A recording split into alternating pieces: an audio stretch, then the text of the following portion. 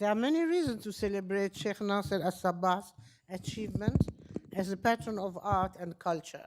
I am very grateful for this opportunity to talk about his latest contribution. Through the Dar al-Asar al-Islamiyya, Sheikh Nasser, together with Sheikh Hussa, have established a forum for Islamic art of global dimensions. The al-Sabah collection is the first of its kind in the Gulf, has been a groundbreaking initiative also seen in the Arab world. Since the opening of the museum in 1983, and in spite of the destruction and looting it has suffered in 1990, its exhibitions and loot, and in many parts of the world, the series of publications and research, excavation projects have promoted Islamic art and its scholarship. Other collections, private and public, have followed, and interest for the Islamic artistic heritage has taken a shape in the Arab world that I would describe like a movement.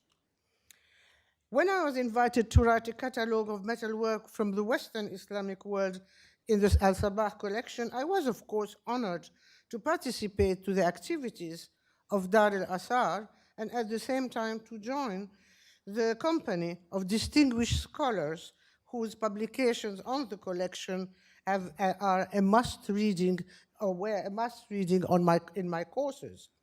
It has been also a most rewarding experience to compile or to do this work, thanks to the wonderful working atmosphere I encountered at the Dar al-Asar and the efficiency and kindness of the al-Sabah team, who made my work a true pleasure. The writer of a catalogue is obviously a co-author who shares the authorship with the collector who has created and designed the collection. I had already heard about the fabulous personality of Sheikh Nasser, and I found it not the least exaggerated. He was indeed the very special person with great charm and modesty, erudition, and deep thinking I had heard of. As a collector, he showed a youthful enthusiasm about his discoveries and acquisition, and he enjoyed sharing his experiences. I was interested by the breadth of the collection I had to catalogue, which includes pieces of major and minor significance. And I was very interested by what Oliver was saying, the interest for the major pieces and the minor pieces at the same time. And also, besides to see, it covered a large period of time from late antiquity to the late 19th century, thus giving a panoramic perspectives in terms of chronology. But I was particularly excited to see that besides the pieces or the artifacts that bearing illustrious historical names, the collection also included some unpretentious vernacular items. Although these pieces would not be eligible to figure on the cover of art books, they were particularly interesting for me for the poetical inscriptions that have not been read before and that I have been trying to work on for the last 20 years. At the same time, at that time, the pièce de résistance, the crowning piece of the collection, which is depicted on the catalogue, had not come to light yet.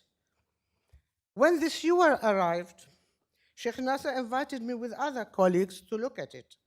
It had come on the market together with a remarkable tray that is now in the Al-Thani collection. Both, at that time, were heavily covered with thick rust, as you can see, so that apart from the surprising amount of silver inlay, not much was recognizable. In fact, after the first cleaning, I began working on the UN to write my entry, but when the piece was finally cleaned, I had to make important changes in my entry because it looks different after it was completely cleaned. The al-Sabah ewer is unique in multiple respects. Its inscription along the shoulder is the earliest of its kind on an Islamic vessel. It carries the date 122 of the Hijrah, which is 740, and attributes the ewer to a patron called Muslim ibn could be Han, but who had made it in the city of Baalbek for the Umayyad Caliph Hisham, in Baalbek, which is in today Lebanon, of course. The Caliph Hisham ibn Abd al-Malik ruled between 724 and 743. Yeah, the inscriptions.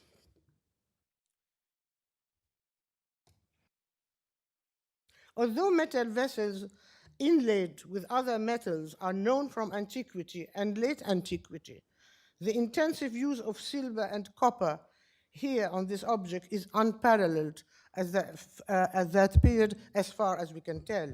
No object with such dense silver and copper inlay are known to have been produced until the 12th century. The Sabah ewer incorporates features of early Umayyad architectural decoration, and here I have to change, features of early Umayyad architecture decoration. However, it is,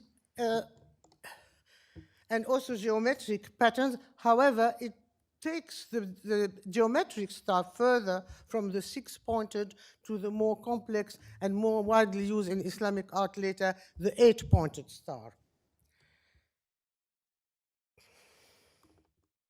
Its shape goes back, it has a shape that goes back to Byzantine tradition, as one can tell from this object, and there are quite numerous of them in the Metropolitan Museum of Art. So it is akin to this.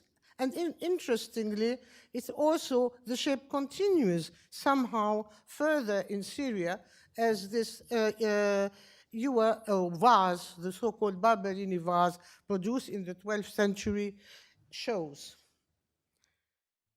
The combination of inscription with geometric and stylized symmetrical motifs identified the sewer with Islamic aesthetics, in particular when compared to the so-called Marwan ewer associated with the last Umayyad Caliph Marwan II and attributed to the same period, excavated in Egypt. As a work of art, the al-Sabah ewer is an extraordinary piece, and it compels us to amend our historiography of Islamic material culture, and it will surely also entail new research on the history of metalwork. Sheikh Nasser's acquisition of the only vessel known to bear the name of an Umayyad Caliph is a most felicitous contribution to the history of Islamic art. And I feel very much with Sheikh Hussa the sadness that he didn't see it published or enjoy its reception in the world of art. However, the name al-Sabah will continue to glow with the name of Hisham in the history of Arab princely patronage of art. Thank you.